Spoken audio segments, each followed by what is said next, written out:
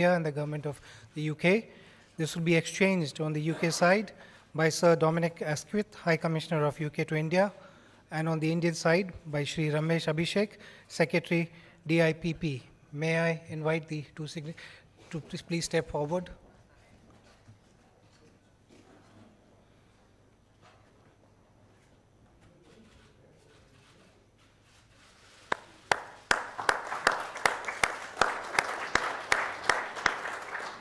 The second document to be exchanged is an MOU between the Department of Industrial Policy and Promotion, Ministry of Commerce and Industry of India, and the Intellectual Property Office of the United Kingdom for cooperation in the field of intellectual property to be exchanged. Again, on the UK side by Sir Dominic Asquith, High Commissioner, and on the Indian side by Shri Ramesh Abhishek, Secretary DIPP.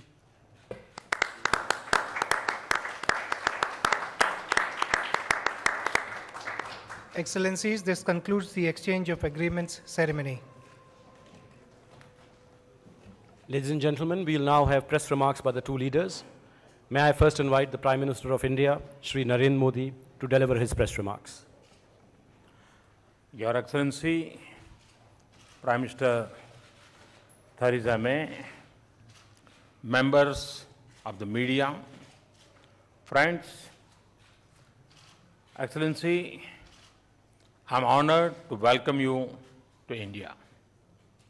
We deeply appreciate that you have chosen India for your first bilateral visit outside Europe. Last week was a period of great festivities in India. You also celebrated Diwali with much fanfare in London. Your visit today gives us reasons to celebrate the vibrant and strong India-UK partnership. Friends, India-UK ties are truly special. It is an enduring partnership which is nurtured by our shared values, extensive people-to-people linkages. Let's not forget cricket here. Widespread economic engagement for the prosperity of our societies, common efforts aim at the security of our people, and a common vision for a peaceful and prosperous world. Our strategic partnership is geared towards meeting the existing new and emerging challenges of the 21st century and contributing to the larger regional and global good. Friends, in my extensive discussions with Prime Minister May, today we look at the full range of our partnership. The spread and depth of our engagement has indeed been impressive. We also agreed to add new dimensions and initiatives to broaden the scope of our linkages. Earlier this morning, Prime May and I jointly inaugurated the India-UK Tech Summit. It marked a fitting celebration of 2016 as the India-UK Year of Education, Innovation and Research. Science and technology is a vibrant and fast-growing space in our partnership.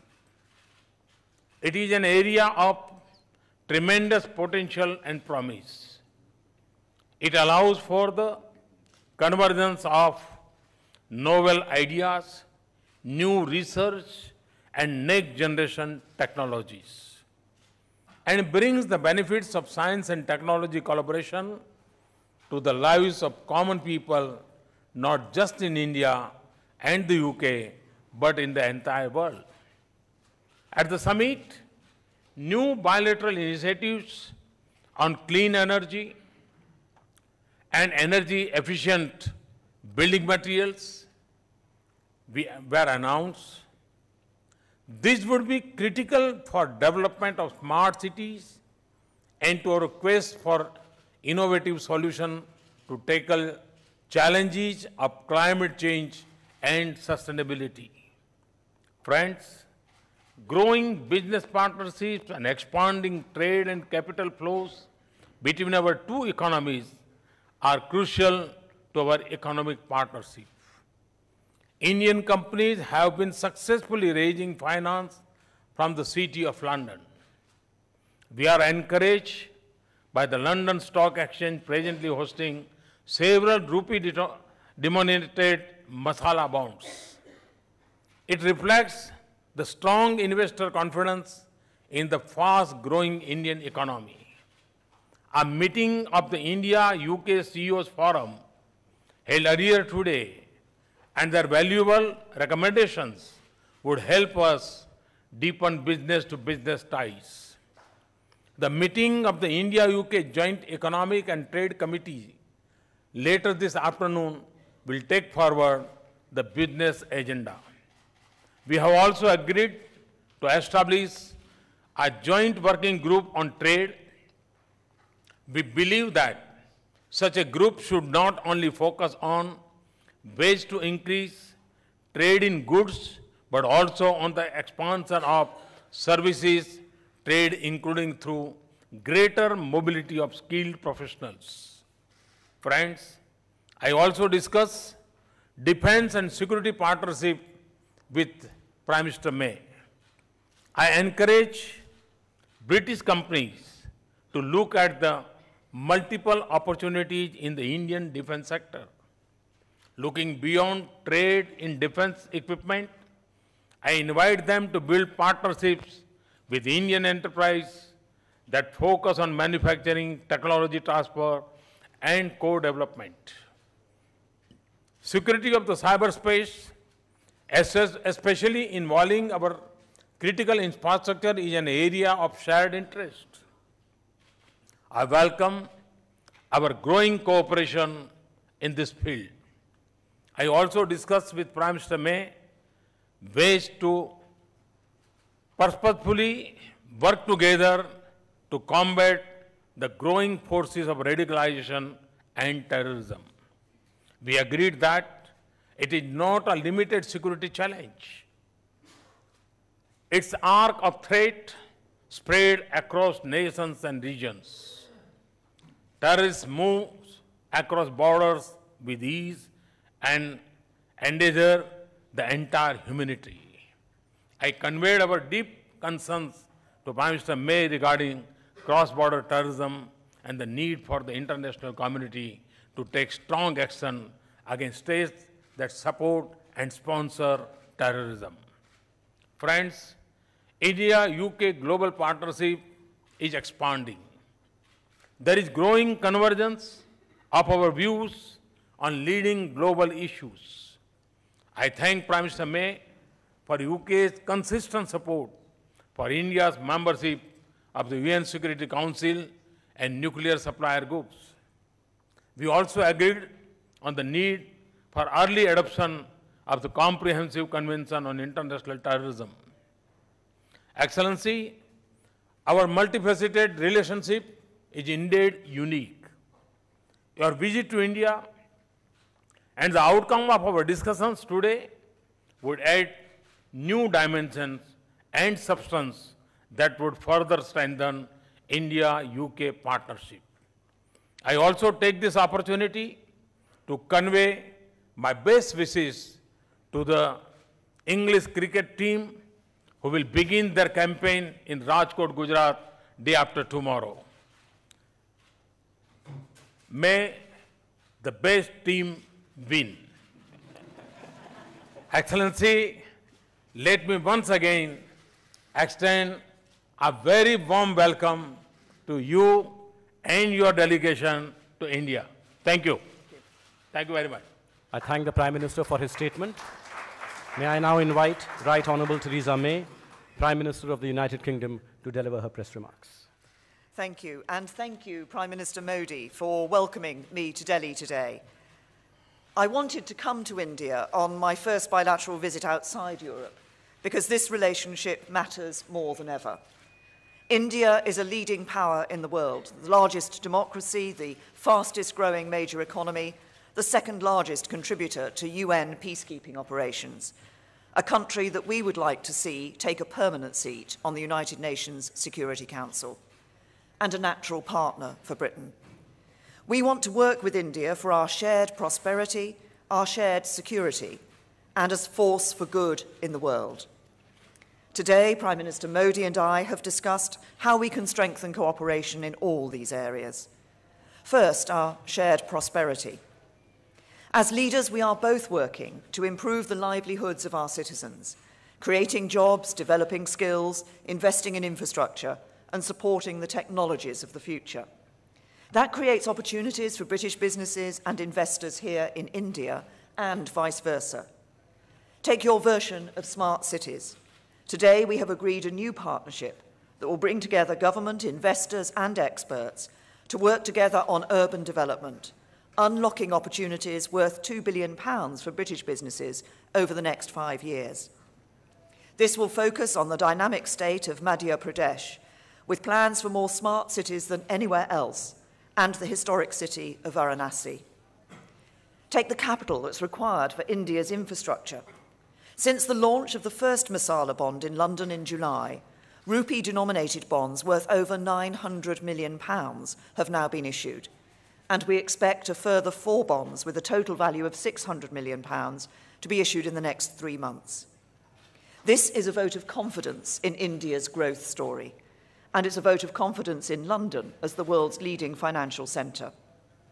Alongside this, the UK has agreed to invest £120 million in a joint fund that will lever private sector investment from the City of London to finance Indian infrastructure.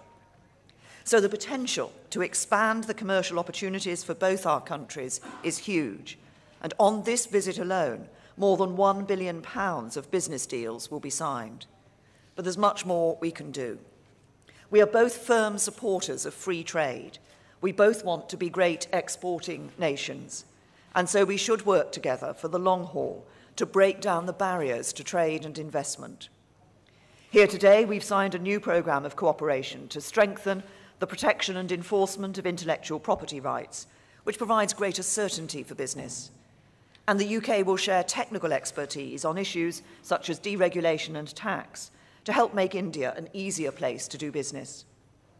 We've also agreed to establish structured talks at officials level to identify what more we can do now before the UK leaves the EU to remove barriers to business. And this will pave the way for securing a deeper trade and investment relationship once the UK has left. Prime Minister Modi and I have also discussed how we can improve business travel for Indian visitors to the UK. The UK will make India the first visa country to have access to our registered traveller scheme, offering many Indians smoother and swifter clearance at the border. And we have invited the Indian government to become the first government in the world to nominate top business executives for the Great Club, our bespoke visa and immigration service. We've also agreed to establish a strategic dialogue on home affairs issues covering visas, returns, and organised crime. As part of this, the UK will consider further improvements to our visa offer if at the same time we can step up the speed and volume of returns of Indians with no right to remain in the UK. And the UK will continue to welcome the brightest and best of Indian students, with the latest figures showing that 9 out of 10 applications are granted.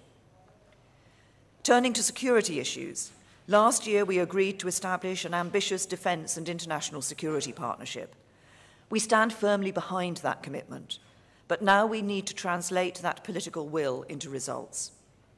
The UK is ready to support the development of India's defence capabilities through Make in India, with technology transfer and by jointly promoting our defence equipment in other markets.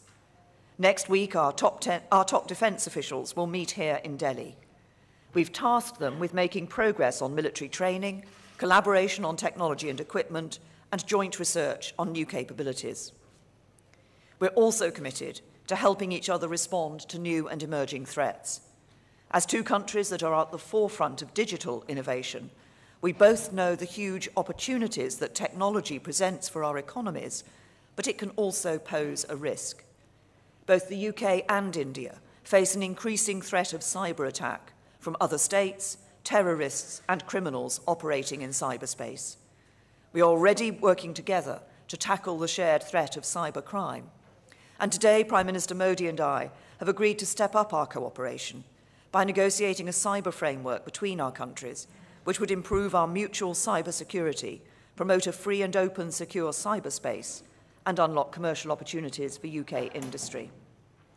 Finally, we both face a shared threat of terrorism, as individual countries, as partners, and as global powers whose interests lie in a stable world founded on the rules-based international system.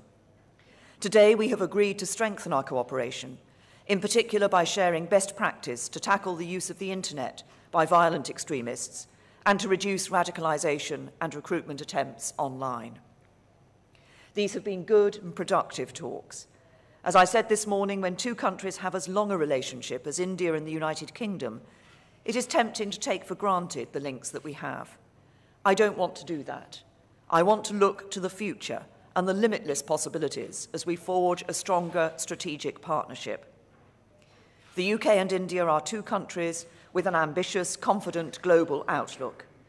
As the UK leaves the EU and India continues its rise in the world, we should seize the opportunities ahead.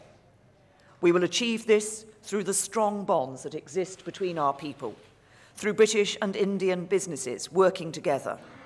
But most of all, we will accomplish this because Prime Minister Modi and I are personally committed to investing in this relationship and turning this vision into a reality.